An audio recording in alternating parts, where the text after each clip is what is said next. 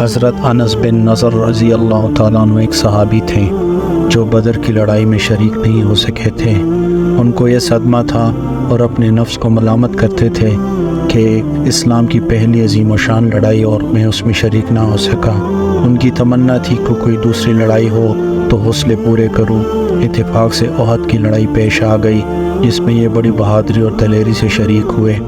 احد کی لڑائی میں اول تو مسلمانوں کو فتح ہوئی، مگر آخر میں غلطی کی وجہ سے مسلمانوں کو شکست ہوئی، اور وہ غلطی یہ تھی کہ حضور صلی اللہ علیہ وآلہ وسلم نے کچھ آدمیوں کو ایک خاص جگہ پر مقرر فرمایا تھا کہ جب تک میں نہ کہوں اس جگہ سے ہٹنا نہیں۔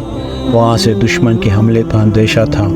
جب مسلمانوں کو شروع میں فتح ہوئی تو کافروں کو بھاگتا ہوا دیکھ کر یہ لوگ بھی اپنی جگہ سے ہٹ گئے کہ اب جنگ ختم ہو چکی، اس لیے بھاگتے ہوئے کافروں کا پیچھا کیا جائے اور غنیمت کا مال حاصل کیا جائے۔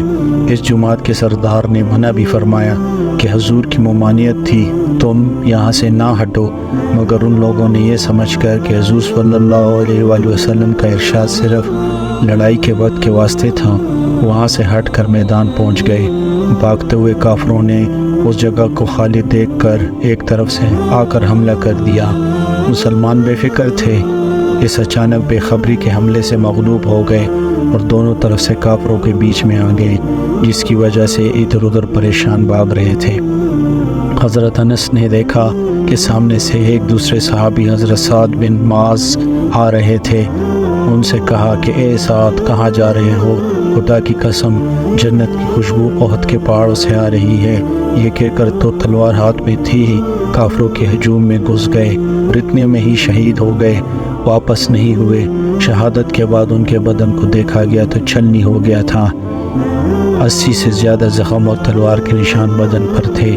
ان کی بہن نے انگلیوں کے پروں سے ان کو پہچانا،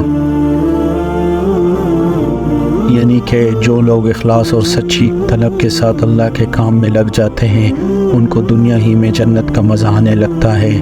یعنی حضرت انس رضی اللہ تعالیٰ عنہ نے زندگی ہی میں جنت کی خوشبو لی تھی۔ اخلاص آدمی میں آ جائے تو دنیا میں بھی جنت کا مزہ آنے لگتا ہے۔